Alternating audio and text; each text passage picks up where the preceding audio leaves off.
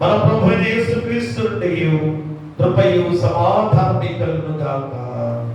ఆమేన్. దయచేసి కూర్చోండి.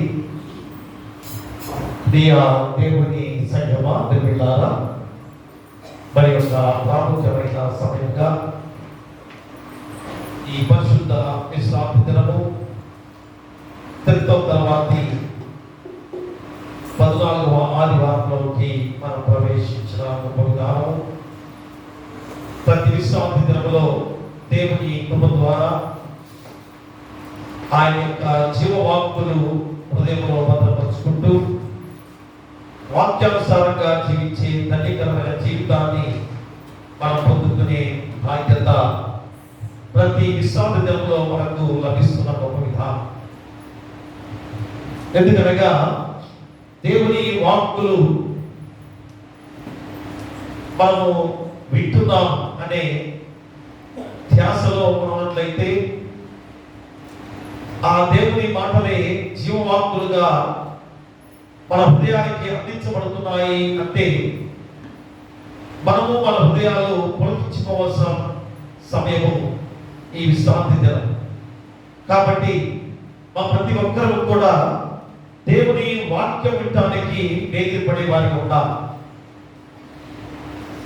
దేవుని మాటలు, అయ్యో నేను ఈరోజు దేవుని స్వయంగా దేవుని మాటలు నేను పొందుకుంటున్నానే, దేవుని వాక్యం నా హృదయంలో భద్రపరచబడిపోతున్నదే అనే ఆలోచన మనకి తగినట్లయితే మనం దేవుని వాక్యాన్ని ఎలాగా గ్రహించగలుగుతామో మరలా గుర్తు చేసుకునే సమయం.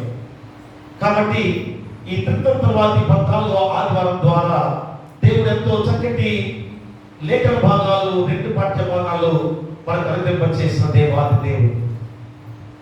మొదటి పాఠ్య భాగంలో అపోస్తలుడైన పౌలు ద్వారా గలతీ సంఘానికి రాస్తున్న మాటలుగా 5వ అధ్యాయము 16 నుంచి 24 వచనాలు ఎంత ప్రాముఖ్యమైన వాక్యమో ప్రతి ఒక్కరికి తెలిసిన విషయం. సువార్త పాఠ్య భాగంలో లూకా సువార్తల ద్వారా 15వ అధ్యాయం 11 నుంచి 19 వచనాల్లో గొప్ప అద్భుత కార్యము జరిగిన సందర్భంలో మరి ఒక్కరే దేవుని చెంతకు వచ్చి మరి దేవాది దేవుని కృతజ్ఞతాస్తుతులు చెల్లించుకున్న గొప్ప వాక్యము లూకా సువార్తల ద్వారా మనం గుర్తు చేసిన సందర్భం. కాబట్టి ప్రతి పాఠ్య భాగంలో అపోస్తలుడైన పౌలు మరి ఏమని చెబుతున్నాడు? శారీరక క్రియలు మనం అనుసరించకుండా ఆత్మ ఫలముల చేత ఆ శారీరక క్రియలను ఎప్పుడైతే చంపుకుంటామో అప్పుడే మన యొక్క జీవితాలు దేవుని సంబంధులుగా, దేవుని బిడ్డలుగా, దేవుని వారసులుగా, నిత్య జీవానికి వారసులుగా ఉండబోతున్నామనే గొప్ప సత్యాన్ని ఈ రోజు నీకు గుర్తు చేస్తున్నా. కాబట్టి మనం ఏం చేయాలి? మనలో ఉన్న శారీరక క్రియలని చంపుకోవాలి, లేక సిలువ వేయాలి. మరి ఎప్పుడైతే ఆ శారీరక క్రియలను చంపుకుంటామో లేక సిలువ వేసే వారిగా ఉంటామో అప్పుడు ఆత్మఫలములుగా అందించిన దేవాది దేవుడు ఆ ఆత్మఫలముల ద్వారా నిత్య జీవాన్ని పొందుకోగలమనేది ఈరోజు పత్రిక పాఠ్యభాగంలో అపోస్తలుడైన పౌలు భక్తుడికి తెలియజేసే గొప్ప వాక్యం. అలాంటి ఆత్మఫలాలను పొందుకునే ప్రతి ఒక్కరు కూడా మా సంపూర్ణమైన జీవితం ద్వారా మరి నీ యొక్క జీవితంలో జరిగిన ప్రతి విధమైన సమస్యలలో దేవుడు నిన్ను రక్షించబోతున్నాడు అనేది కూడా గుర్తు చేసుకోవాలి.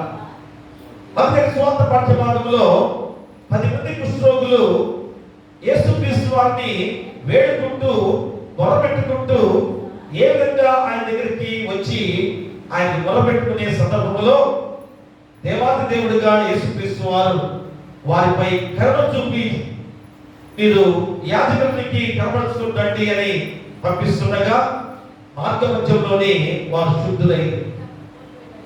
మరి మార్గమధ్యంలో శుద్ధులైన 10 మంది కూడా మళ్ళా దేవుని దగ్గరికి రావద్దా? దేవుని కృతజ్ఞతాస్తుతులు చెల్లించుకోవద్దా? ఆ విధానం లేకుండా 9 మంది ఎప్పుడైతే శుద్ధులైపోయామో, ఎప్పుడైతే మా కుష్ఠరోగం పోయిందో, వారి కుటుంబ జీవన విధానంలో వారి కుటుంబ సభ్యుల దగ్గరికి పరిగెత్తుకుంటూ వెళ్ళిపోయారు వారుగా ఉన్నారు. కానీ ఒక్కడు మా సమవీయుడుగా ఉన్నవాడు, అంటరాని వాడిగా ఉన్నవాడు పరిగెత్తుకుంటూ దేవుని దగ్గరికి వెళ్ళి దేవునికి కృతజ్ఞతాస్తుతులు చెల్లించిన వాడిగా ఉన్నాడు. ప్రియతులారా, ప్రతిరోజు మనము కూడా ఎన్ని సందర్భాల్లో దేవుని చేత కృప పొందుకుంటున్నాం, దేవుని చేత నేను పొందుకుంటున్నాం, మా దేవుని ద్వారా ఎన్ని స్వస్థతలు జరుగుతున్నాయి. మరి అంత స్వస్థత పొందుకున్న వాళ్ళందరూ కూడా మరి దేవుని వైపుకి తిరిగి కృతజ్ఞతాభావంతో నీ పాపాన్ని వీడి ఇక పరిశుద్ధంగా పవిత్రంగా దేవునిలోనే జీవిస్తున్నామో లేదో పరిశీలన చేసుకునే సమయము ఆసన్నమైంది. కాబట్టి ఈ 2 పాఠ్య భాగాలు లేఖ భాగాల ద్వారా చక్కటి అంశాన్ని దేవుడి రోజు నీకు గుర్తు చేస్తున్నాడు. ఏమిటనగా ఆత్మానుసారులే దేవుని సంబంధులు. ఈరోజు అంశం ఏంటి? ఆత్మానుసారులే దేవుని సంబంధులు. ఆత్మానుసారులే దేవుని సంబంధులు. మూలవాక్యంగా అపోస్తలుడైన పౌలు గలతీయులకు రాసిన పత్రిక 5వ అధ్యాయంలో 24వ వచనాన్ని మనం చదువుకుందాం. కాబట్టి మనము విశ్వాస మూలమున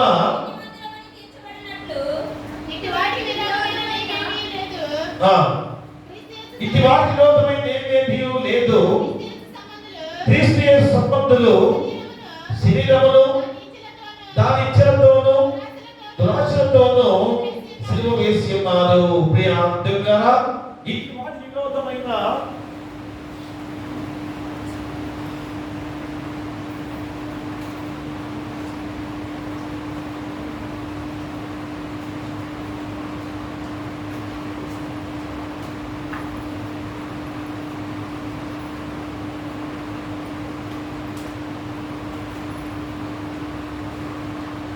ఇటు వాటికి చూడక్కడ ఏమన్నాడు? ఆ ఇటు వాటి విరోధమైన నియమేమీ లేదు. క్రీస్తు యేసు సంబంధులు శరీరమును దాని ఇచ్చలతోనూ దురాశలతోనూ సిలువ వేసి ఉన్నారు. ప్రియరాధులారా, మనందరం కూడా మరి మనలో ఉన్న శరీర క్రియలను ఎలాగా చంపివేసుకునే వారిగా లేక సిలువ వేసుకునే వారిగా ఉన్నట్లయితే ఆత్మానుసారమైన జీవితంతో దేవుని సంబంధులుగా ఉంటారని గొప్ప భావంతో కూడిన వాక్యాన్ని దేవుడు మనకు గుర్తు చేస్తున్నాడు. కాబట్టి ప్రియ దేవుడిలారా, ఆ దేవుని సృష్టి అంతటిలో మానవుడు ప్రత్యేకమైన వాడిగా ఉన్నాడనేది ప్రతి ఒక్కరు కూడా గుర్తెరిగిన వారమే. ఎందుకంటే ఈ సృష్టిలో మానవుడిని దేవుడు అంత ప్రత్యేకంగా చేశాడు, ఆ ప్రత్యేకమైన వాడిగా దేవుడు చేశాడు. కాబట్టి ఆ సృష్టి మరియు సృష్టికర్తనే 2 బలీయమైన శక్తుల కలయిక ద్వారా మానవుడు నిర్మించబడిన వాడిగా ఉన్నాడు. చూడండి, సృష్టి మరియు సృష్టికర్త అనే 2 బలీయమైన శక్తుల కలయిక ద్వారా మానవుడు ఏర్పరచబడిన గొప్ప విధానం. ఎక్కడ చూడండి ఒకసారి ఆది కాండంలో మనం చూసినట్లయితే ఆది కాండము 2వ అధ్యాయంలో చూడండి ఒకసారి 2వ అధ్యాయం 6-7 వచనాలు చదువుకుందాం. అయితే ఆవిరి భూమి నుండి లేచి నేల అంతటిని తడిపారు. దేవుడైన యెహోవా నేల మట్టితో నరుని నిర్మించి వారి నాసికా రంధ్రములలో జీవవాయువును ఊదగా నరుడు జీవాత్మ ఆయను. ప్రియమైన ఆది కాండంలో మొట్టమొదటిగా చెప్పిన ఈ మాటలు మరి సృష్టి మరియు సృష్టికర్త అనే 2 బలీయమైన శక్తుల కలయిక ద్వారా ఈ లోకము నిర్మించబడిన విధానాన్ని మనం గుర్తు చేసుకోవాలి. అంటే మానవ శరీరము నేల మట్టి ద్వారా అప్పటికే ఉన్న పదార్థముగా ఉపయోగించి మానవ శరీరం చేయబడిందిగా నీకు గుర్తు చేస్తున్నాడు. చూడండి, దేవుడు సృష్టి చేసినప్పుడు నేల మట్టిగా ఉన్న ఆ మట్టి ద్వారా ఆ ద్వారా మనుషులు నిర్మించిన గొప్ప సందర్భాన్ని మనందరం కూడా గుర్తు చేసుకోవాల్సిన గొప్ప విధానం. ఎందుకంటే మళ్ళా మొదటికి వెళ్ళాం, అయ్యో ఇది మాకు తెలుసు కదా అని మీరు అనుకుంటున్నారేమో కదా. అవును, కరెక్టే, తెలిసిన వారమే. కానీ మన ఈరోజు ఎలాంటి కాలంలో వాక్యాన్ని గ్రహిస్తున్నామో ఆలోచన చేసుకోవాల్సిన బాధ్యత మనపై ఉంది. కాబట్టి అయితే కేవలము మా శరీరం ఒక్కటే మనిషి కాలేదు. అయినా ఆ మట్టితో మనిషిని నిర్మించాడు, కరెక్టే. ఆ కేవలము ఆ మట్టితో నిర్మించిన శరీరము మనిషిగా మార్చబడిందా? ఒక ప్రాణంతో ఉన్న శరీరముగా ఉందా? లేదు కదా. ఒట్టి ప్రాణం లేని నిత్యమైన స్థితిలో ఆ మట్టితో చేసిన ఆ శరీరము పడి ఉన్న సందర్భాన్ని మనం గుర్తు చేసుకోవాలి. మనం చాలా జాగ్రత్తగా ఆది కాలంలోనే మనిషి యొక్క నిర్మాణాన్ని గుర్తు చేసుకున్నట్లయితే ఈరోజు మన యొక్క జీవితాలు ఎలాగా శక్తిని పొందుతున్నాయో, ఎలాంటి తెలివైన వారిగా, ఇలాంటి శక్తివంతులుగా మనం ఉన్నామో ఆలోచన చేసుకోవాలి. అందుకనే మరి శరీరం ఒక్కటే మనిషి కాలేదు కనుక దీనిలో దేవుని ఆత్మ కూడా చేరినప్పుడే జీవించే మనిషి అయ్యాడనేది మనందరం కూడా గుర్తిరగాలి.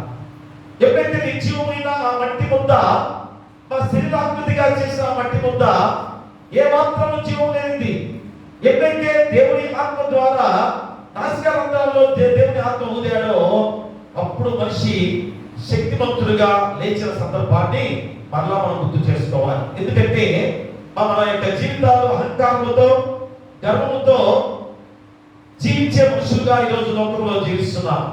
కాబట్టి ఒక్కసారి మళ్ళా మనం తిరిగి మన యొక్క స్థితి ఎలాంటిదో గుర్తు చేసుకోవాలి. మన యొక్క జీవితాలు ఎలాంటిదో ఆలోచన చేసుకోవాలి. మట్టితో నిర్మించిన శరీరాలు, అలాంటి శరీరానికి దేవుని ఆత్మ ఎప్పుడైతే మనలో ఊదాడో అప్పుడు శక్తివంతులుగా మనం మార్చబడ్డామనేది మళ్ళా నేను గుర్తు చేస్తున్నాడు. అంటే ఇక్కడ సృష్టి సంబంధమైనది, మా సృష్టి సంబంధం కానిది రెండు కూడా ఉన్నాయి. సృష్టి సంబంధమైనది ఏంటి చెప్పండి? సృష్టి సంబంధమైనది ఏంటి? శరీరము. సృష్టి సంబంధమైనది ఏంటి? శరీరము. సృష్టి సంబంధం కానిది ఆత్మ. మా సృష్టి సంబంధం కానిది ఏంటి? ఆత్మ. చూసారా, అంటే దేనికి శక్తి ఉందో నీకు గుర్తు చేస్తున్నాడు. కానీ కొంతమంది ఏమంటారు, ఈ సృష్టి దేవుడు అనే విధంగా ఇప్పుడు కూడా వాళ్ళ అదే భావంలో జీవిస్తున్న వారు ఉన్నారు. మా సృష్టి దేవుడు అన్నట్టు కూడా వాళ్ళు ఇప్పుడు కూడా అదే భావంలో జీవిస్తున్న వారు ఉన్నారు. అదే సృష్టిలో వచ్చే ప్రతిదీ కూడా ఆరాధిస్తున్నారు. కానీ ఎవరి ద్వారా ఈరోజు మనము శక్తివంతులుగా మార్చబడ్డాం? నాసికా రంధ్రాల్లో ఎప్పుడైతే దేవుని ఆత్మ ఊదాడో అప్పుడే మనిషి శక్తివంతులుగా మార్చబడి ప్రాణంతో కూడిన శక్తివంతులుగా ఉన్న స్థితిని ఈరోజు నీకు గుర్తు చేస్తున్నాడు. అందుకని సృష్టి సంబంధమైనది శరీరము, సృష్టి సంబంధం కానిది దేవుని సంబంధమైనది ఆత్మ. ప్రేమరా, కనుకనే ఈ రెండు ఒకదానికొకటి ఎప్పుడు కూడా విరోధముగానే పనిచేస్తున్నాయి. ఫస్ట్ నుంచి కూడా ఈ రెండు వేరువేరుగా విరోధంగానే ఉన్నాయి. ప్రేమరా, కాబట్టి దేవుని ఆత్మ చేత ఎవరైతే నడిపించబడే వారిగా ఉంటారో వారందరూ కూడా దేవుని కుమారులుగా ఉండబోతున్నారనే సత్యాన్ని ఈ రోజు నీకు గుర్తు చేసే ఒక విధానం. చూడండి, రోమాపత్రిక ఒకసారి చదువుకుందాం. రోమాపత్రిక 8వ అధ్యాయంలో 14వ వచనాన్ని మనం చదువుకుందాం. దేవుని ఆత్మ చేత ఎందరు నడిపింపబడుదురో వారందరూ దేవుని కుమారులై ఉందురు. ప్రియ దేవుడారా, దేవుని ఆత్మ చేత ఎందరు నడిపించబడుదురో వారందరూ దేవుని కుమారులై ఉందురు. అదేంటండి, దేవుని ఆత్మ ద్వారా కదా మనం నడుస్తున్నాం, మాట్లాడుతున్నాం, పనులు చేసుకుంటున్నాం అని మీరు అనుకోవచ్చేమో. కానీ దేవుని ఆత్మ చేత నడిపించబడుతున్నామో, అపవాది యొక్క ఆత్మ చేత నడిపించబడుతున్నామో గుర్తిరగాల్సిన సమయం కూడా ఈరోజు మనకు ఉంది. అనగా ఆత్మ చేత శరీరమును జయించుటయే అనేది కొన్ని గుర్తు చేస్తున్నాడు. చూడండి, 8వ అధ్యాయంలో రోమపత్రిక 11వ వచనం చదవండి. 8వ అధ్యాయము, నేను శరీరానుసారంగా ప్రవర్తించిన యెడల సావలసిన వారై ఉందురు, కానీ ఆత్మ చేత శారీరక క్రియలను చంపిన యెడల జీవించగలరు. చూడండి ఎంత గొప్ప మాట. మీరు శారీరానుసారముగా ప్రవర్తించేలా సావలసిన వారు ఎందరు, కానీ ఆత్మచేత శారీరక క్రియలను చంపిన జీవించగలరు. అంటే శారీరకంగా చేసే క్రియలు మంచివి కాదు, మన దేవునికి ఇష్టమైనవి కాదు. ఎప్పుడైతే శారీరక క్రియలను ఆత్మచేత చంపి ఆత్మ ఫలముల చేత మనం అనిపించబడతామో అప్పుడే జీవించడము అని ఖచ్చితంగా నీకు గుర్తు చేస్తున్నాను. అందుకని ఒక క్రైస్తవ విశ్వాసిగా నీవు ఎలాగా నడుస్తున్నావు? మా క్రైస్తవ విశ్వాసిగా దేని ద్వారా నడిపించబడుతున్నావు? ఆత్మానుసారంగా నడిపించబడుతున్నావా? శారీరకానుసారంగా నడుస్తున్నావా? మా శారీరకానుసారంగా నడిస్తే ఏముంది? జీవం లేనిది కదా. మరి శారీరకంగా నడుస్తున్నావంటే అర్థమేంటి? జీవం లేని వాడివే. ఎప్పుడైతే ఆత్మానుసారంగా నడుస్తావో నువ్వు జీవించే మనిషివి అని నీకు గుర్తు చేస్తున్నాడు. మరి దేనికి ప్రాధాన్యత ఉంది? శరీరానికి ప్రాధాన్యత ఉందా? ఆత్మకు ప్రాధాన్యత ఉందా? ఆత్మకే ప్రాధాన్యత. కాబట్టి శరీరానికి నువ్వు ఇంతగా ఆశపడుతున్నావు, శరీరం విషయంలో ఇంతగా ప్రత్యేకించేవాడిగా ఉంటున్నావు, కానీ ఆత్మకు నువ్వు ఎక్కడ ప్రత్యేకించబడేవాడిగా జీవిస్తున్నావు? మా ఆత్మ విషయంలో నువ్వు ఎలాగా ఆలోచన చేస్తున్నావు? శరీర విషయంలో మనకు చాలా ఆలోచన చేస్తున్నావు. అయ్యి నా శరీరం బాగుండాలి, లేక నా శరీరం అందంగా ఉండాలి, ఆరోగ్యంగా ఉండాలి, నా శరీరం అంతా కూడా, నా జీవితం అంతా కూడా, ఇదిగో నా దేహానికి ఆరోగ్యం అంతా కూడా బాగుండాలని ఆలోచన చేస్తున్నావు. కానీ నీలో ఉన్న ఆత్మ విషయంలో ఆలోచన చేస్తున్నావా? నీలో ఉన్న ఆత్మ ఎంత శక్తివంతమైందో నువ్వు ఆలోచన చేస్తున్నావా? నువ్వు అలాంటి ఆలోచన చేసినట్లయితే నీలో ఉన్న శారీరక క్రియలని ఇప్పుడే చంపివేసుకొని ఆత్మ ద్వారానే శక్తివంతులుగా ఉండబోతున్నావు. ఆత్మే మనం జీవింప చేస్తుందనే ఆలోచన నీలో కలుగుతుంది. అందుకనే నువ్వు ఆత్మానుసారంగా జీవిస్తున్నావా, మా శారీరకానుసారంగా జీవిస్తున్నావా అని ఈరోజు నిన్ను ప్రశ్న వేస్తూ అడుగుతున్నాడు. అందుకనే ఆత్మానుసారమే దేవుని సంబంధాలు. మా దేవుని సంబంధాలు అయితేనే కదా నిత్యరాజ్య వారసులుగా ఉండేది, దేవుని రాజ్యంలో నువ్వు జీవించేది. మరి ఆత్మానుసారంగా జీవిస్తున్నావా, శారీరకానుసారమైన జీవితంతో జీవిస్తున్నావా?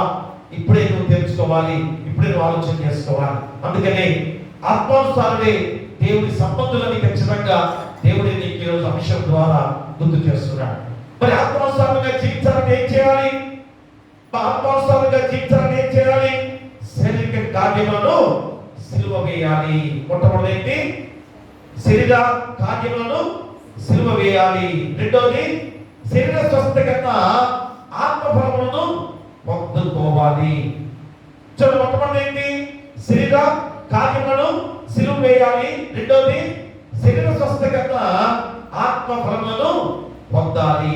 ఈ రెండు మాటలు ఈరోజు వాక్యం ద్వారా గుర్తు చేసినట్లయితే మా ఆత్మానుసారులే దేవుని సంబంధులు అని ఖచ్చితంగా నీ హృదయం ద్వారా నీవు విన్న వాక్యం ద్వారా బలపరుచుకొని ఆత్మానుసారంగా జీవించే ధన్యకరమైన జీవితాన్ని పొందుకోగలవు. అందుకని మొదటి ఉపదేశం ద్వారా వాక్యాన్ని మనం ముందుకు సాగిద్దాం. ఒకటి కనుక శరీర కార్యములను సిలువ వేయాలి. మొదటి శరీర కార్యములను సిలువ వేయాలి. చూడండి, గలతీయులకు రాసిన పత్రిక 5వ అధ్యాయము 24వ వచనాన్ని మనం చదువుకుందాం.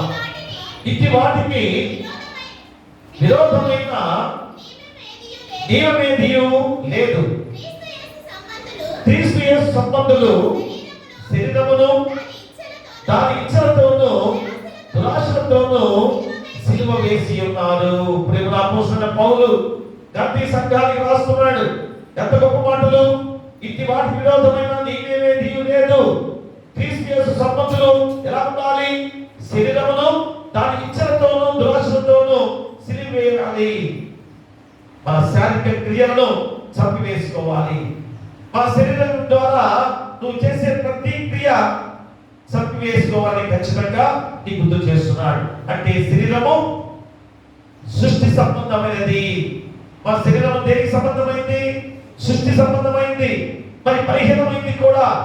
ఎందుకంటే మన సృష్టి సంబంధమైన శరీరాన్ని మట్టితో చేసి అక్కడ పెట్టాడు దేవుడు కదా. మరి చల్లముందా? సృష్టి ద్వారా ఒక శరీరంగా మట్టితో చేశాడు, నేల మట్టితో చేశాడు. దానికి ఏమైనా శక్తి ఉందా? కదిలిందా? చలనం ఉందా? ఏ మాత్రం కూడా లేదు. అంటే బలహీనమైంది. సో ఒక్కసారి ఆలోచన చేసుకుంటే మన శరీరం మాత్రం ఏ మాత్రం కూడా ప్రయోజనం లేనిదని మళ్ళా నీ గుర్తు చేస్తున్నాడు. కానీ నీ శరీర విషయంలోనే నువ్వు ఎంతగా శ్రద్ధ చూపిస్తున్నావో ఈరోజు ఆలోచన చేసుకోవాలి. అదేంటండి, మన శరీర విషయంలో శ్రద్ధ చూపించకపోతే మరణిస్తాం కదా. కానీ నువ్వు మరణించినా కానీ నీ ఆత్మ ఎప్పుడైతే జీవింప చేసుకునే ఆత్మగా నువ్వు ఈ లోకంలో ఆ క్రియలను చేస్తే ఆ ఆత్మీయులను మళ్ళా జీవింపజేసి పరలోక రాజ్యంలో నిత్య రాజ్య వారసులుగా ఉండబోతున్నామనే శక్తివంతమైన మాట ఈరోజు నీకు గుర్తు చేస్తున్నాడు. చూసారా, శరీరము మరణించినా కానీ అందరూ మరణించవలసిన వారిని, ఒకరి ముందు ఒకరి వెనుక. కానీ ఆత్మ జీవింప చేసుకునే వారిగా ఉండబట్టే అర్థమైంది, ఈ లోకంలో జీవించే విధానంలో నీ యొక్క క్రియలు మంచివిగా ఉండాలి. మా ఆత్మ చేత ఆత్మఫలాల ద్వారా నీ క్రియలు నడిపించుకోవాలి. అందుకని ఆత్మఫలాలు దేవుడు నీకు అనుగ్రహించిన గొప్ప సత్యాన్ని ఈరోజు నీకు గుర్తు చేస్తున్నాడు. అందుకనే మా శరీరము సృష్టి సంబంధమైంది. సృష్టి సంబంధమైంది కనుక అది బలహీనమైంది. సాతాను శరీరమును వశపరుచుకొని మన సృష్టి సంబంధం కానీ దేవుని ఆత్మను పాడు చేయడానికి ప్రయత్నం చేస్తుంది. కాబట్టి మా శరీరము బలహీనమైంది కనుక సాతాను ఏం చేసింది? వశపరుచుకుంది. హవ్వని మొట్టమొదటిగా వశపరుచుకుంది. మరి హవ్వ ద్వారా ఆదాము ఏ విధంగా సాతానికి బలహీనమైన విధానంలో సాతాను వశమైపోయిన సందర్భాన్ని గుర్తు చేస్తున్నాడు. కాబట్టి శరీర కార్యములు ఏంటో ఖచ్చితంగా మనం గుర్తిరగాలి. శరీర క్రియలను చెప్పుకోవాలంటే ఏంటవి? ఈరోజు ఈ వాక్యం ఎన్నోసార్లు విన్నాం కదా. మరి ఇన్నిసార్లు విన్నా కానీ ఈ శారీరక క్రియలు చంపుకున్నావా?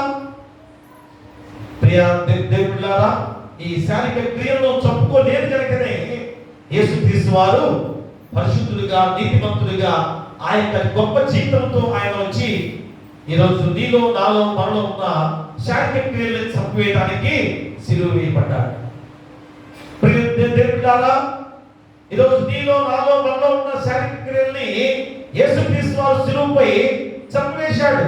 అంటే మనందరి యొక్క ఆ శారీరక క్రియలను చంపివేయబడ్డాయి. కాబట్టి మనం పరిశుద్ధంతో కూడిన శరీరము, మా పవిత్రతతో కూడిన శరీరం మనలో ఉంది. కానీ ఇప్పుడు కూడా ఈ రోజు కూడా ఆ శారీరక క్రియల ద్వారా మనం జీవిస్తున్నామనడానికి మరలా మనం ఈరోజు గుర్తు చేసుకోవాల్సిన సందర్భం. చూడండి, గలతీ రాసిన 5వ అధ్యాయము 19 చదవండి. శరీర కార్యములు స్పష్టమై ఉన్నవి, అవేమనగా జారత్వము, అపవిత్రత, కాముకత్వము, విగ్రహారాధన, అభిచారము, ద్వేషములు, కలహము, మత్సరములు, క్రోధములు, కక్షలు, భేదములు, నిమతములు, అసూయలు, మత్తతులు, అల్లరితో కూడిన ఆటపాటలు మొదలైనవి ఎంతున్నాయి. చూసారా, ఇంకా మొదలైనవి అంటున్నాడు. అంటే ఏమన్నా ఇక్కడ దీంట్లో రాసినవి 15 శారీరక క్రియలు. మా శారీరక క్రియలు 15 ఉన్నాయి. దీంట్లో ఇంకా మొదలైనవి అంటాడు. చూసారా, ఇవన్నీ కూడా శరీరం ద్వారా మనం చేసే క్రియలు. ప్రతిభరా, నీలో ఉన్నావా? ఒకసారి నీ హృదయాన్ని తట్టు, నీ హృదయాన్ని లేపు. ఒక్కసారి అడుగు, అయ్యో నేను జాగ్రత్తతో ఉన్నానా? అపవిత్రతతో ఉన్నానా? కామకత్వంతో జీవిస్తున్నానా? విగ్రహాలను చేస్తున్నానా? అభిచారంతో ఉన్నానా? ద్వేషంతో జీవిస్తున్నానా? కలహం పెంచుకుంటున్నానా? మత్సరములు, క్రోధములు, కక్షలు, భేదములు, విమతములు, అసూయలు, మత్తతులు, అల్లరితో కూడిన ఆటపాటలు మొదలైనవి. వీటిలో ఒక్కటైనా మనలో ఉన్నాయో లేదో ఒకసారి ఆలోచన చేయండి. ఒకటి ఉన్నాయా లేక 15 కూడా ఉన్నాయా? ఒక్కటి ఉన్నా కానీ మనము పరలోక రాజ్యానికి అర్హులము కాదు. ఇక శాశ్వతమైన మరణమే, అగ్ని ఆవదు, పురుగు చావదు. ఈ 15 శారీరక క్రియలు మనలో ఉన్నట్లయితే దేవుని రాజ్యానికి అనుభవం కాదు. మరి ఈరోజు నువ్వు ఆలోచన చేస్తున్నావా? మా దేశంతో ఉన్నా కానీ పరలోక రాజ్యానికి అర్హులు కావు, అసూయతో ఉన్నా కానీ పరలోక రాజ్యానికి అర్హులు కాదు. ఎందుకంటే చిన్నవి చెబుతున్నాను, దీంట్లో పెద్దలు చాలా అయిపోయినారు కదా. ఏంటి? జాగ్రత్తము, అపవిత్రత, కామకత్వము, ఇవన్నీ కూడా పెద్ద ఎక్కువగా పాపముతో కూడుకున్న భయంకరమైనవి. కానీ కొన్ని చిన్న చిన్నవి అనుకుంటా ఉన్నావు, కానీ దేవుని వాక్య ప్రకారంగా అది కూడా పాపమే. కాబట్టి అసూయ ఎలాగ తగ్గిపోతుంది ఈరోజు? కక్షలతో ఎలాగ జీవిస్తున్నాం, భేదములతో ఎలా జీవిస్తున్నాం, విభేదములతో జీవిస్తున్నాం. మరి ఇప్పుడు అలరితో కూడిన ఆటపాటలుగా ఎంతమంది రోజు జీవిస్తున్నారు?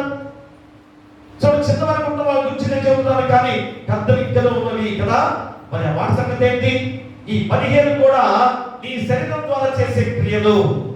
ప్రియమా, కాబట్టి ఇవన్నీ కూడా దేవుని రాజ్యమును స్వతంత్రించుకోవడం అని ఖచ్చితంగా నీ గుర్తు చేసే వాక్యము. ఆ శరీర కార్యములను సిలువ వేయాలి లేక చంపివేసుకోవాలని దేవుడు గుర్తు చేస్తున్నాడు. చూడండి, గలతీయుల పత్రిక 6వ అధ్యాయంలో 14 వచనం చదవండి. 14 వచనం. అయితే మన ప్రభువైన యేసుక్రీస్తు సిలువ యందు తప్ప మరి దేని యందును హర్షించుట నాకు దూరమవును గాక. దానివల్ల నాకు లోకములకు నేనును సిలువ వేయబడి ఉన్నాము. ప్రియమరా, చూడండి ఎంత గొప్ప మాట. అయితే మన ప్రభువైన యేసుక్రీస్తు సిలువ యందు తప్ప మరి దేని యందును హర్షించుట నాకు దూరమవును గాక. ఎందుకని? దానివల్ల నాకు లోకమునకు నేనును సిలువ వేయబడి ఉన్నాను. ప్రియాత్మల అంటే లోకము శారీరక క్రియల ద్వారా జీవించే జీవితాలతో జీవింపజేసుకునే జీవిత విధానం. కాబట్టి మరి అలాంటి శారీరక క్రియలని సిలువలో చంపివేయబడ్డాయి. ఆ సిలువలో చంపివేశాం. ఎవరు? యేసుక్రీస్తు వారి ద్వారా నీ శారీరక క్రియలు చంపివేయబడ్డాయని మళ్ళా నీ గుర్తు చేస్తున్నాడు. లోకమునకు నీ యొక్క శారీరక క్రియలను చంపివేయబడ్డ సందర్భాన్ని రోజు అపోస్తలుడైన పౌలు గలతీ సంఘానికి హెచ్చరిక చేస్తూ చెబుతున్నాడు. అంటే ఈరోజు మనందరం కూడా పవిత్రులమే, పరిశుద్ధులమే. మరి మనలో ఏమి కార్యాలు జరగాలి? ఏ కార్యాలు జరగాలి? ఆత్మఫలాలలో పట్టింప చేసుకోవాలి.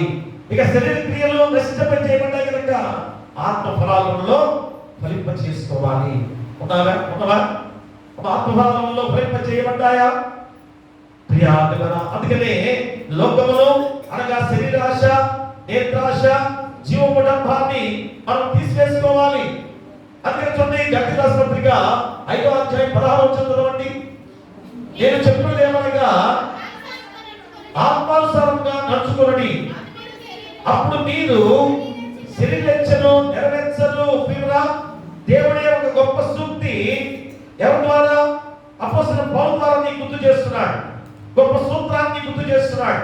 అయ్యో, నేను ఈ లోకంలో ఈ శారీరక క్రియలని చంపివేసుకోలేకపోతున్నాను. ఒకటి కుదురు ముందు చాలా వేస్తుంది అనక కుదిరండి.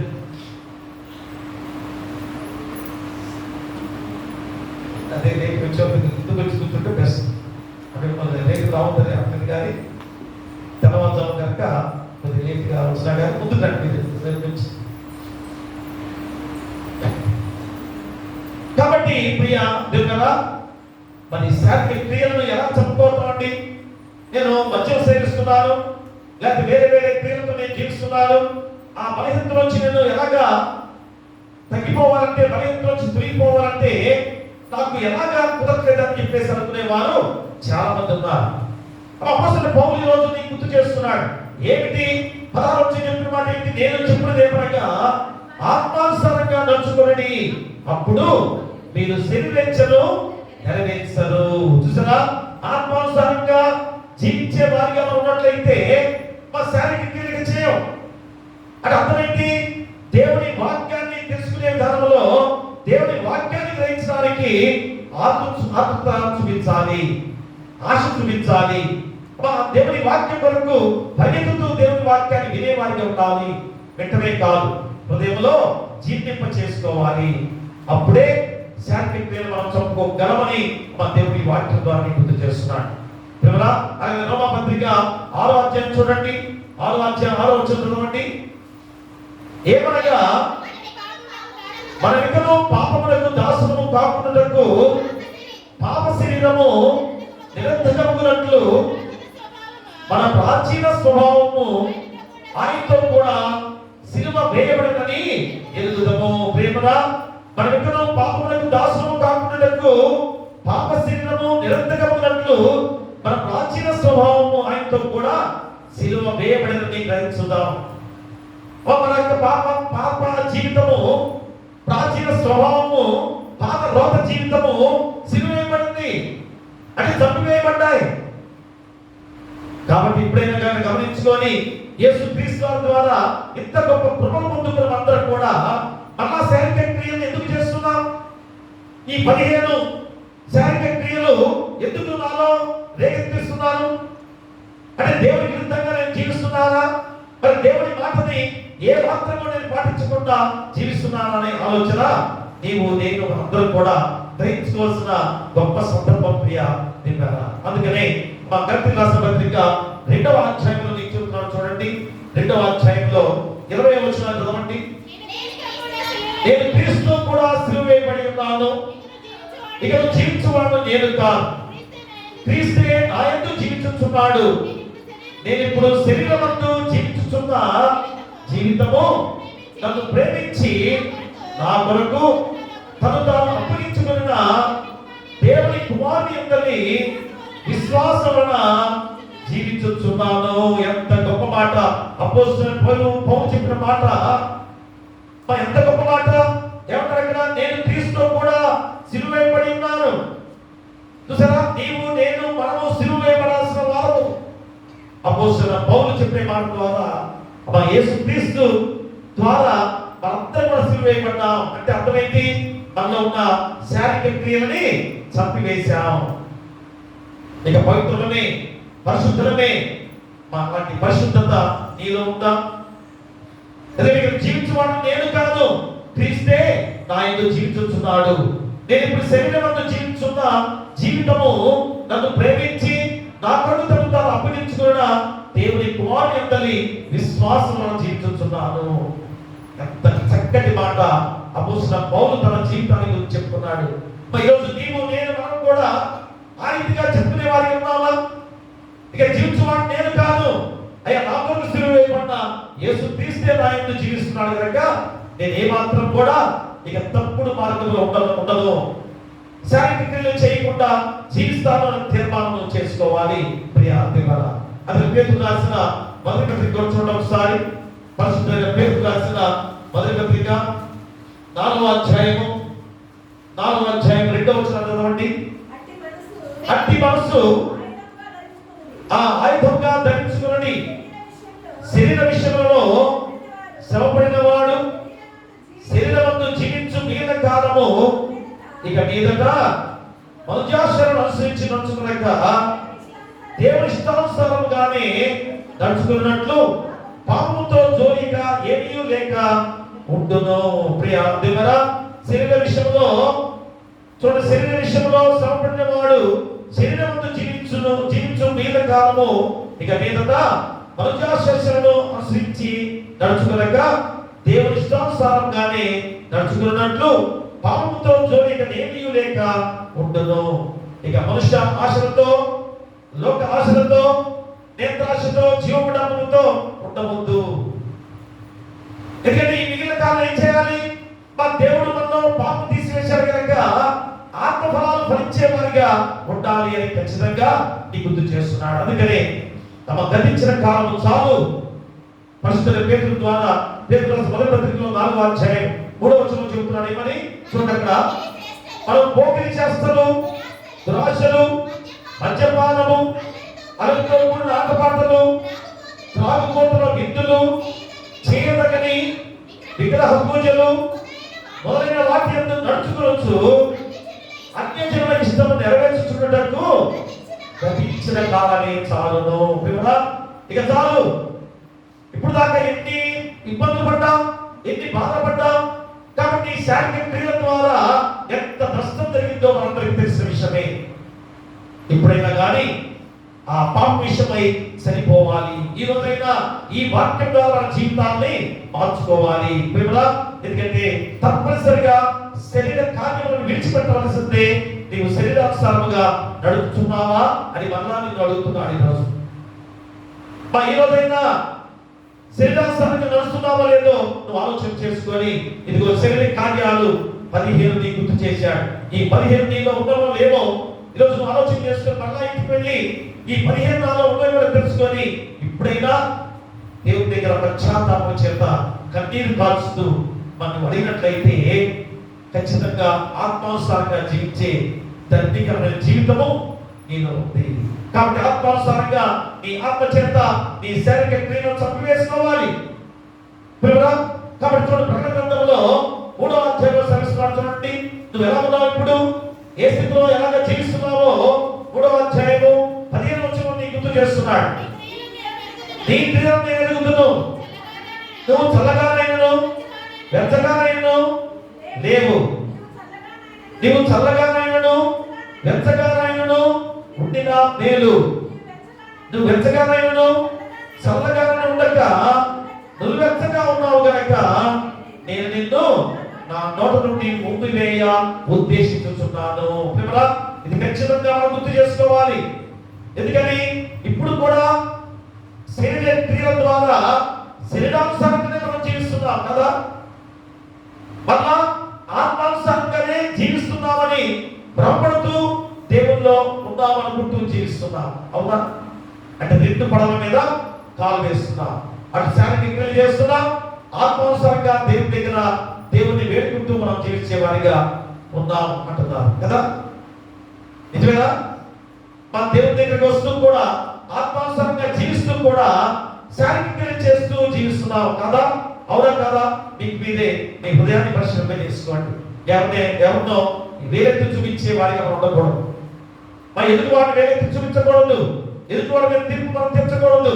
నాకు నేనే నా హృదయాన్ని పరిశీలన చేసుకోవాలి. ఆయన నేను శారీరక క్రియలు చేస్తున్నానా, ఆత్మానుసారంగా జీవిస్తున్నానా?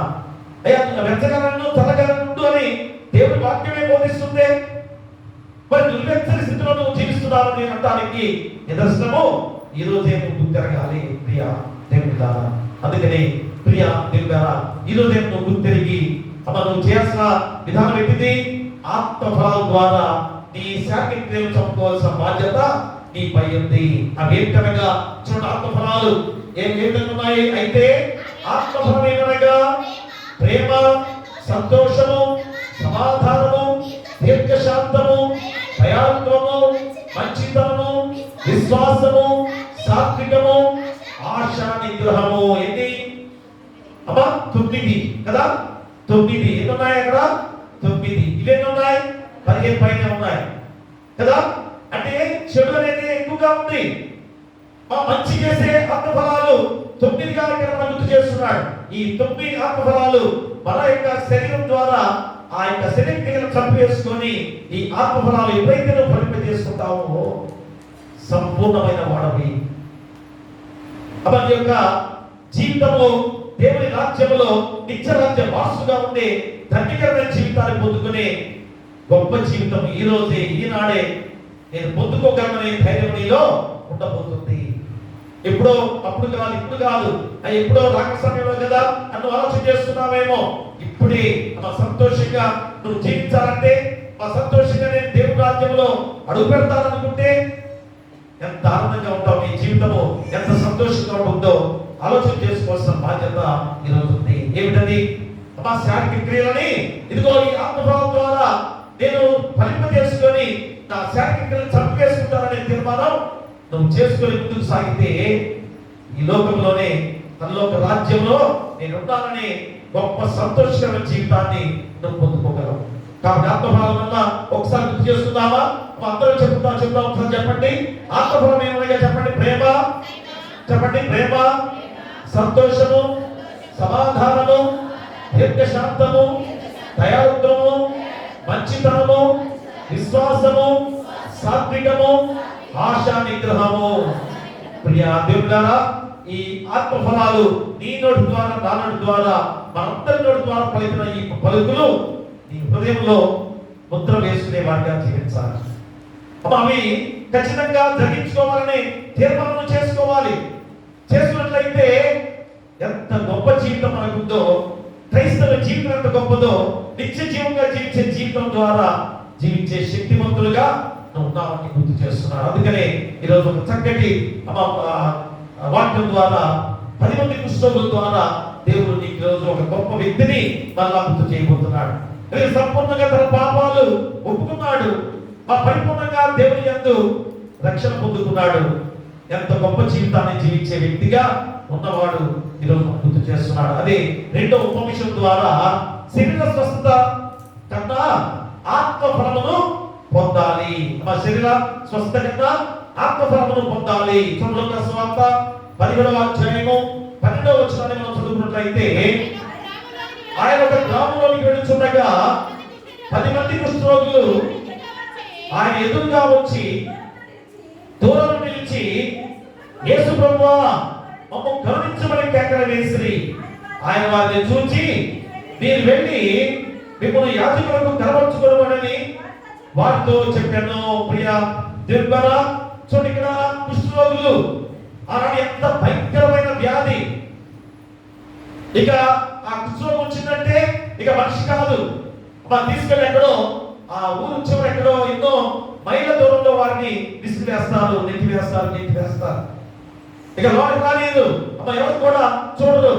ఎత్తైన ప్రదేశంలో గోడలు కట్టేస్తారు వారికి. అవతల వారితే ఎత్తైన గోడని కట్టేస్తారు. ఎందుకని? వారి గాలి కూడా సోకకూడదు. వారి దగ్గర నుంచి ఏ మాత్రం కూడా గాలి సోకకుండా ఉండే విధంగా వారిని ఎక్కడో ఊరి చివర నెట్టివేస్తారు. అలాంటి భయంకరమైన కుష్ఠవ్యాధితో బాధపడుతున్న ఒక 10 మంది వీరు ఒక్క చోట ఉన్న వారు కాదు, 3 ప్రాంతాల నుంచి వచ్చిన వారు కూడా. గలిలే ప్రాంతం నుంచి, కానాను ప్రదేశం నుంచి, సమరయ ప్రాంతం నుంచి, 3 ప్రాంతాల నుంచి వచ్చిన వారు ఉన్నారు. కానీ ఈ కుష్ఠరోగం ఏం చేసింది? ఒకటిగా చేసింది. ప్రియ దేవుడా, ఈరోజు మన జీవితంలో కూడా ఏదైనా సమస్య వస్తే, కోవిడ్-19 వచ్చింది, ఏం చేశాం? కులమత భేదాలు లేవు. అందరూ కూడా కలిసికట్టుగా హాస్పిటల్లో ఎంతమంది కులమతాలతో ఉన్నారా? మామూలైతే చిచ్చి వాడు నాకు అక్కరాని వాడు, ఆ కులం మా కులం కాదు అని చేర్చుకునే లోకం ఇప్పుడు కూడా ఈ రోజు కూడా ఉంది కదా. కానీ ఆ రోజు కోవిడ్-19 రోజు వాడు కులం ఆ కులం కూడా ఈ కులం అని ఉన్నారా? అందరూ కూడా కలిసిపోయారు కదా. ఎప్పుడైనా కానీ ఏ స్థితిలో కానీ ఏదైనా భూకంపాలు వచ్చినా కానీ ఏదైనా భయంకర స్థితిలో మనకు కలిగినప్పుడు అందరూ ఒకటిగా కలిసిపోయే కారణం ఈరోజు మనకి వాక్యం ద్వారా గుర్తు చేస్తున్నాడు. మీరు వేరు ప్రాంతాల వారు అయ్యారు, వేరు మతస్థులైన వారిగా ఉన్నారు. ఈ 10 మంది కూడా ఈ కుష్ఠరోగంతో బాధపడేసరికి 10 మంది ఏకమైపోయారు, ఒక చోట జీవిస్తున్నారు. చూడండి ఎంత గొప్ప బాధ్యత ఈరోజు ఆ కుష్ఠరోగం వారిని ఏకం చేసింది. అంటే ఈరోజు మనకి ఏదైనా ఆపద వస్తే, ఏదైనా జబ్బులు వస్తే ఏకమయ్యే వారిగా జీవిస్తున్నావా? మా గవర్నమెంట్ హాస్పిటల్లో ఎంతమంది ఏ కులం వారైనా అందరూ కూడా కలిసి ఉంటారు. అప్పుడు నా కులం గొప్ప కులం కనుక ప్రత్యేకంగా వెంటనే అంతా ఎదుర్కొంటారా? తక్కువ కులం వాడు కనుక వాడు అక్కడ వెంటనే ఎదుర్కొంటారా? అంటే డబ్బు ఉన్నవాడు ఆ పెద్ద కార్పొరేట్ హాస్పిటల్కి వెళ్తారేమో, కానీ అక్కడ అగ్రమతాలతో భేదం లేదు కదా. నా పక్కన ఇంకోటి ఉండొచ్చు, నీ పక్కన ఇంకోటి ఉండొచ్చు. అలా హాస్పిటల్లో ప్రతి ఒక్కరు కూడా కలిసి ఉండే స్థితి ఈ రోజు ఈ వాక్యం ద్వారా కూడా నీకు గుర్తు చేస్తుంది. అంటే ఈ రోజు ఈ వాక్యం ద్వారా 2 విధానాలను గుర్తు చేస్తున్నాడు. ఒకటి, కృతజ్ఞత కలిగిన వారు కృతజ్ఞులుగా జీవించే వారిని 2 వ్యక్తులుగా ఈరోజు గుర్తు చేస్తున్నాడు. అంటే దానికి ముందుగా ఏమైంది? 10 మంది కుష్ఠరోగులు ఏకమయ్యారు. ఈ 10 మంది కుష్ఠరోగులు కూడా మన దేవుని వేడుకోవటంలో ఒకటై దేవుని మొదలుపెట్టుకున్నారు. 10 మంది కూడా అనుకున్నారు, అయ్యా మన కుష్ఠరోగం పోవాలంటే ఎవరు కావాలి? ఎవరు మనం రక్షించేది? ఇదిగో యేసుక్రీస్తు వారే. ఆ యేసుక్రీస్తు వారే ఈ మార్గంలో వస్తున్నాడు. చూడండి అక్కడ ఏమంటే ఆయన యెరూషలేముకు ప్రయాణమైపోవచ్చు, సమరయ గలిలయ మధ్యగా వెళుచుండెను. ఆయన గ్రామంలోకి వెళుచుండగా 10 మంది కుష్ఠరోగులు ఆయనకు ఎదురుగా వచ్చి దూరంలో నిలిచి, చూడండి వారికి ఎంత పాపం.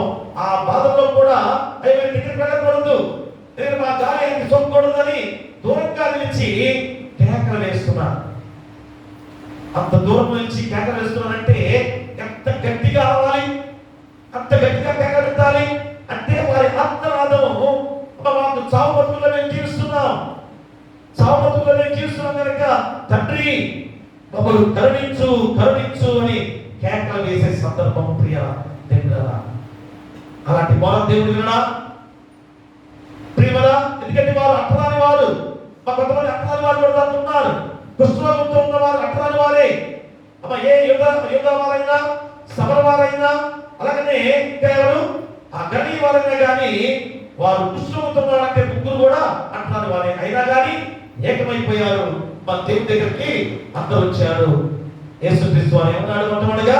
అయ్యా మీరు 10 మంది కూడా ఎక్కడ వెళ్ళాలి? యాజకులకు కనబరుచుకుని రండి. చూసారా, ఈరోజు దేవుని ఆలయానికి రాకుండా అయ్యా ఇంటి దగ్గర ప్రార్థన చేస్తున్నామండి, ఇంటి దగ్గర వాక్యం వింటున్నామని వారు చాలా మంది ఉన్నారు. కానీ దేవుని ఆలయానికి రావాలి, మా యాజకుల దగ్గర ప్రార్థన చేయించుకోవాలి. దాని ద్వారా దీవెన పొందుకునే గొప్ప శక్తివంతమైన దానాన్ని దేవుడు గుర్తు చేస్తున్నాడు. ఎందుకు యేసుక్రీస్తు వారు నా దగ్గర రండి నేను ప్రార్థన చేస్తానన్నాడా? యాజకుల దగ్గరికి వెళ్ళి కనబరుచుకోండి అని చెప్పాడు. అంటే దాంట్లో ఏం కనబడుతుంది? వారిలో విశ్వాసాన్ని మనం గుర్తిరగాలి. వారిలో ఉన్న విశ్వాసాన్ని గుర్తిరగాలి. మొట్టమొదటిగా వారిలో విశ్వాసం ఏ విధంగా ఉంది? ఆ 10 మందికి ఆ మాట చెప్పేసరికి 10 మంది కూడా యాజకుల దగ్గరికి వెళ్ళడానికి ప్రయత్నం చేశారు కదా. వెళ్తున్నారు 10 మంది కూడా వెళ్తున్నారు. ప్రియ ఆత్మీయులారా, ఇక్కడ యెరూషలేములో యెహోవా దేవుడు యాజకుడిగా యెరూషలేము దగ్గరికి వెళ్ళాలి కదా. ఎవరు? యూదయ వారు కానీ వీరు కానీ. మరి సమరయులు, దాంట్లో సమరయులు కూడా ఉన్నారు కదా. మరి సమరయులు ఎక్కడ వెళ్ళాలి? మా గిరిజీ ప్రాంతానికి వెళ్ళి వారి దేవతల్ని వెళ్ళే విధంగా వారి దేవతల దగ్గరికి వెళ్ళి ఆరాధించుకోవాలి కదా. ఏ మాత్రం కాకుండా ఈ 10 మంది కూడా యెరూషలేము వైపుకి ప్రయాణమయ్యారు. చూసారు కదా, యెరూషలేము ప్రయాణమయ్యారు. ఆ 10 మంది వెళ్తుండగానే మార్గ మధ్యంలోనే యుద్ధులైపోయారు. అంటే అర్థమైంది ఇక్కడ ఏ కోనేటి దగ్గరికి వెళ్ళలేదు, మన సిలోయమనే కోనేటి దగ్గరికి వెళ్ళలేదు. ఎక్కడికి వెళ్ళలేదు? ఎక్కడికి వెళ్ళారు? యెరూషలేము దగ్గరికి యాజకుల దగ్గర ప్రార్థన చేసుకోవడం రమ్మని 10 మంది కూడా వెళ్తుండగా మార్గ మధ్యంలో శుద్ధులైపోయారు. ఏమైంది అక్కడ? గంతులు వేశారు 10 మంది కూడా. మా యొక్క కుష్ఠరోగం పోయింది అని సంతోషంతో 9 మంది ఏం చేశారు? ఆ 9 మంది ఏం చేశారు? ఇన్ని సంవత్సరాలు నా కుటుంబాన్ని నేను చూడలేదు, నా బిడ్డలు ఎలా ఉన్నారు, నా కుటుంబం ఎలా ఉందో అని పరిగెత్తుకుంటూ లోకమై ప్రయాణం చేశారు. కానీ ఒకే ఒక్కడు, ఎవరు? సమరయుడు. ప్రేమరా, అట్టరాని వారిగా ఎత్తివేయబడ్డ సమరయుల దగ్గరికి సమరయుడు మా దేవుని గుర్తెరిగాడు, తన పాప జీవితాన్ని గుర్తెరిగాడు. వెంటనే తెలుసుకున్నాడు, అయ్యా నేను పాప జీవితంతో జీవించుకున్నాను కనుక ఈ భయంకరమైన కుష్ఠరోగం నాకు వచ్చింది. ఈ పాపాన్ని వీడి నా దేవుడైన యేసుక్రీస్తు వారి దగ్గరికి నేను మళ్ళా తిరిగి వెళ్తానని పరిగెత్తుకుంటూ వెళ్ళాడు. ఎక్కడికి? మా యేసుక్రీస్తు వారు ఎక్కడ ఉన్నాడు? అక్కడికి వెళ్ళాడా? ఎక్కడ వెళ్ళాడు? దేవాలయానికి వెళ్ళాడు. దేవాలయం దగ్గరికి వెళ్ళాడు. అక్కడ వెళ్ళేసరికి అక్కడ ఎవరున్నారు? యేసుక్రీస్తు వారు ఎక్కడ ఉన్నాడు? దేవాలయంలో ఎవరున్నారు? యేసుక్రీస్తు వారు ఎక్కడ? నేను కాదు, పాస్టర్ గారు నేను కాదు. ఎవరున్నారు ఇక్కడ దేవాలయంలో? యేసుక్రీస్తు వారే ఉన్నారు. కాబట్టి ఈరోజు నీవు కూడా గుర్తిరగాలి. మేమున్నాము, మాతో నీకు పడదు కనుక ఆ పాస్టర్ గారికి నేను రాను. ఈ పాస్టర్ గారి వాక్యం అంటే నాకు ఇష్టం లేదు, అయ్యా సరిగా వాక్యం సరిగ్గా చెప్పాలి కనుక నేను ఉండను, నేను వేరే ప్రాంతానికి వెళతాను, వేరే ప్రాంతానికి వెళతానని ఆలోచన చేస్తున్నావా? అమ్మా ఇక్కడ ఎవరు?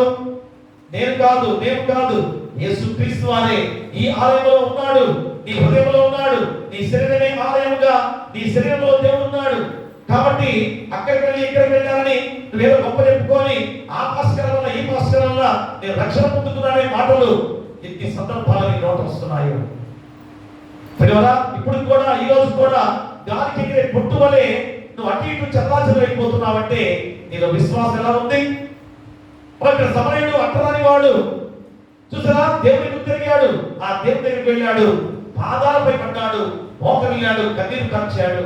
ప్రేమరా, ఎంత గొప్ప జీవితాన్ని పొందుకున్నాడో చూడ. తర్వాత 10వ వచనంలోని యేసు ప్రభువా నన్ను కరుణించమని కేకలు వేసిరి.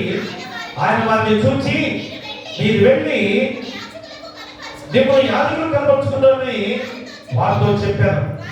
వారు వెళుచుండగా శుద్ధులైరి వారిలో ఒకడు తనకు స్వస్థతలో చూచి గొప్ప శబ్దముతో దేవుని మహిమపరచుచు తిరిగి వచ్చి ఆయనకు కృతజ్ఞతాస్తుతులు చెల్లించుచు ఆయన పాదముల సాగిలపడెను.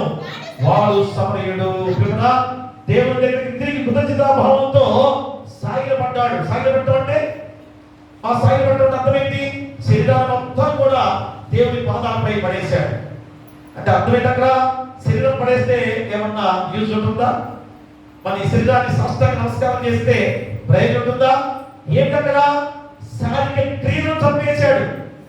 తన శరీరంలో ఉన్న ప్రతి చెడ్డ క్రియలను చంపివేసుకున్నాడు. ఇక శరీరం నాకు పనికి రాదు, ఆత్మే దేవుని ఆత్మతో నేను జీవించాలి కాబట్టి ఆత్మ ఫలాలతో నేను ఫలించేవాడిగా ఉండాలని తీర్మానం చేసుకుని శరీరాన్ని పూర్తిగా వచ్చేసాడు. దేవుని పాదాల చెత్త నేను ఆత్మానుసారంగా నేను జీవిస్తానని తీర్మానం చేసుకొని కృతజ్ఞతంగా దేవుని దగ్గర వేడుకుంటూ ప్రార్థిస్తున్నాడు. ఈరోజు నీవు కూడా ఎలాంటి స్థితిలో ఉన్నావో గమనిస్తున్నావా? ఏ రీతిగా ఉన్నావో ఒకసారి గమనించావా? సాష్టాంగ నమస్కారం అంటే అర్థం ఏంటి? నీ శారీరక క్రియలను చంపివేసుకోవడమే.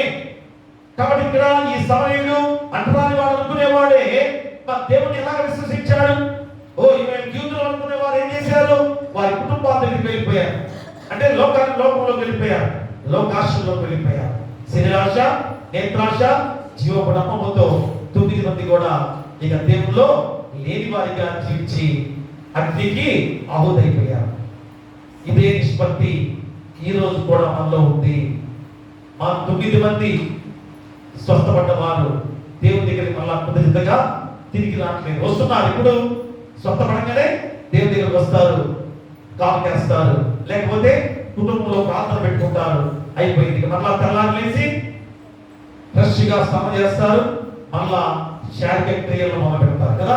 చెడు క్రియల వల్ల మొదలుపెట్టే వారిగా జీవిస్తున్నారు. అది మంచిదేనా? నీకు దేవుడు స్వస్థపరిచిన తర్వాత ఇక పూర్తిగా ఏం చేయాలి? నీలో ఉన్న శారీరక క్రియలను చంపివేసుకున్నావు. ఇక తిరిగి దేవుని ద్వారా మళ్ళా స్వస్థపడ్డావు. అంటే నీలో ఉన్న ఆరోగ్య విషయంలో నువ్వు ఆలోచన చేస్తున్నావు, నీ శరీర విషయంలోనే ఆలోచన చేస్తున్నావు. కానీ నీ ఆత్మ ఎలాగా స్వస్థపడిందో, నీ ఆత్మ ఎలాగా బలమైన వాడిగా చేస్తున్నావో, దేనికి ఎలాగా నీ శారీరకలను చంపివేసుకొని మళ్ళా నూతన శక్తితో ముందుకు సాగేవాటి అర్థం ఏంటి? ఆత్మ జీవింపజేసే శక్తి నీలో పునరుద్ధరింపజేసుకున్నావు కనుక ఆ పునరుద్ధరింపబడిన ఆత్మే నిన్ను జీవింపజేసే ఆత్మ. దాని ద్వారా నీకు ముందుకు సాగాలి. మళ్ళా వెనుకకు తిరగకూడదు కదా. మన దున్నేటప్పుడు ఏం చేస్తావు? పొలం అక్కడ దున్నేవాడు ఏం చేస్తాడు? వెనుక చూసి హ్యాపీగా చూసుకుంటూ పోతాడా? ఖచ్చితంగా ఎదురు వైపే ఆ సవాలు వైపే చూసుకుంటూ పోతాడు. లేదంటే ఏమైతుంది? ఆ సాలు తప్పి వేరే మార్గంలో పోతుంది కదా. నీవు కూడా ఇక ముందుకు వచ్చావు, దేవుని మార్గంలోకి వచ్చావు. ఇక వెలుగు తీసి చూడకూడదు. మళ్ళా ఆ పాప జీవితంలో, లోక జీవితంలో అడుగు పెట్టావంటే ఈసారి ఇక నీకు మరణమే శరణం. అలాంటి వారు ఎంతమంది రోజు చనిపోయిన వారి జాబితాలో ఉన్నారో. ఎలాగా? శారీరక క్రియలతో చనిపోయిన వారు, మా శారీరక క్రియలతో చనిపోయిన వారు. అలాంటి ఆ బీదరాజు విషయంలో ఒక్కసారి మీరు ఆలోచన చేయండి. మా బీదరాజులు శరీరము కుషించిపోయినా కానీ, శరీరం కుళ్ళు పట్టిపోయినా కానీ ఆత్మ జీవింప చేసుకుంటూ ఉన్నాడు, ఆత్మ ఫలాలు ఫలింప చేసుకుంటూ ఉన్నాడు. కాబట్టి ఆ శరీరం ఎంత నలిగిపోయినా కానీ, కృషించిపోయినా కానీ ఆత్మ ఫలింపజేసే ఆత్మ ఫలాలు అతనిలో ఉన్నాయి కనుక ఆ ఆత్మ ఫలాల ద్వారా పరలోక రాజ్యాన్ని చేరాడు, నిత్య రాజ్య వారసుగా జీవించాడు. ఈరోజు నువ్వేం చేస్తున్నావు? శరీరం మాత్రమే చాలు అనుకునేవాడిగా ఉంటున్నావు. కానీ ఆత్మని ఎలాగా ఫలింపు చేసుకుని ఆత్మ జీవింప చేసుకునేవాడిగా నేను జీవిస్తేనే రేపు పరలోక రాజ్యంలో నిత్య రాజ్య వారసుగా ఉంటాననే ఆలోచనలో లేకుండా పోయింది కనుకనే నువ్వు స్వస్థపడిన వెంటనే ఏదో ప్రార్థన పెట్టుకుంటున్నావు, అయిపోయింది. మళ్ళా తిరిగి పాత లోక జీవితానికి మళ్ళా వెళుతున్నావంటే ఒక్కసారి ఆలోచన చేసుకొని ఇక పూర్తిగా నీ పాత లోక జీవితాన్ని విడిచిపెట్టి మా దేవుని వైపే ఉండాలి, దేవుని మార్గంలో నడవాలి. వారే ఆత్మానుసారులు, ఆత్మానుసారులే దేవుని సంబంధులు. ప్రేమరా దేవుని సంబంధులే రేపెవరు? నిత్య రాజ్య వారసులు, నిత్యంగా జీవించే శక్తివంతులు మనమే. చూసారా? ఈరోజు నీ శరీరం ద్వారా ఆత్మ ఫలింప చేసుకుంటే అంటే అర్థమైంది, నీ శారీరక క్రియలను చంపివేసుకుంటే ఆత్మ ఫలం ద్వారా నీ ఆత్మ ఫలింప చేసుకొని పరలోక రాజ్యానికి ప్రవేశిస్తావు. అక్కడ నిత్యజీవంగా జీవింపజేసిన శక్తివంతుడిగా ఉండబోతున్నావు. కానీ ఈరోజు ఏమనుకుంటున్నాం, ఎప్పుడు ప్రాణం పోతుందో తెలియదు, అవి ఎప్పుడు మన జీవితాలు ఎలా ఉంటాయో తెలియదు అనే ఆలోచనలు ఉన్నాం కదా. కానీ రేపు అలా కాదు, నిత్యంగా జీవించే జీవితము దేవుడు ఈ శరీరంతోనే మళ్ళా ఆయన రాజ్యంలో ఏర్పాటు చేసుకోబోతున్నాడు. కాబట్టి ఇప్పుడు ఏం చేయాలి, నీ శారీరక క్రియలను చంపేసుకొని ఆత్మఫలాన్ని ఫలింప చేసుకుంటే నీ ఆత్మ జీవింప చేసుకునే ఆత్మగా దేవుడి రాజ్యంలో నిత్యరాజ్యం ఉండబోతున్నావు. అదే నువ్వు కోరుకునే అవసరం బాధ్యత. కాబట్టి ఎప్పుడైనా కానీ ఆలోచన చేసుకొని ఆత్మానుసారులుగా జీవించడానికి నీలో ఆత్మఫలాలు ఫలింప చేసుకోండి. ఆత్మఫలాలు చెప్పాను కదా 9, మళ్ళా 9ని మీరు తిరిగి చదువుకొని అలాంటి జీవితాన్ని పొందుకొని ఆత్మఫలాల ద్వారా ఆత్మను ఫలింప చేసుకొని ఆత్మ ద్వారా దేవుడి రాజ్యంలోకి అడుగుపెట్టి మనకి ఉండబోతున్నామని తీర్మానం చేసుకుని వెళ్ళాలి. ఎలాగా ఆత్మానుసారంగా జీవించాలని ఏం చేయాలి, శరీర కార్యాలను సిలువ వేయాలి, లేక చంపివేసుకోవాలి. రెండోది శరీర స్వస్థ కన్నా ఆత్మ ఫలములను ఫలింప చేసుకోవాలి. ఈ రెండు గుర్తు చేసుకొని నువ్వు ఇప్పుడే ఇంటికి వెళ్ళే సమయంలో నీ హృదయంలో ఉన్న ప్రతిదీ కూడా నీ ఆ ఆత్మ ఫలాలే ఫలింప చేసుకునే వాడిగా జీవించినట్లయితే ఆత్మానుసారుడివి, అంటే దేవుని సంబంధివి. కాబట్టి ఎప్పుడైనా అలాంటి గొప్ప జీవితాన్ని పొందుకోవాలని కోరుతూ మీకును మీ కుటుంబాలను సదాకాలం దేవుడు తోడైను గాక. ఆమేన్. సమస్త జ్ఞానం ఇచ్చిన దేవుని సమాధానము యేసుక్రీస్తు వల్ల మీ హృదయములకును మీ తలంపులకును కావలయును గాక. ఆమేన్. దేవా నాయందు శుద్ధ హృదయము కలుగచేయుము, నా అంతరంగములో స్థిరమైన మనస్సును తనముగా పుట్టించుము, నీ సన్నిధానములో నుండి నన్ను త్రోసి వేయకుము, నీ పరిశుద్ధాత్మను నా యొద్ద నుండి తీసివేయకుము, నీ రక్షణముగా పూర్ణకుమారులా పుట్టించుము, సమాధి గల మనసు కాలుగా చేసి నన్ను దృఢపరచుము. దయచేసి కూర్చోండి. కృతజ్ఞత కానుక, ముక్కుబడి కానుక తెచ్చుకోవాలంటే ముందుకు వచ్చి దేవుని ఆశీస్సులు పొందుకోవాల్సిందిగా కోరి ప్రార్థిస్తున్నాం.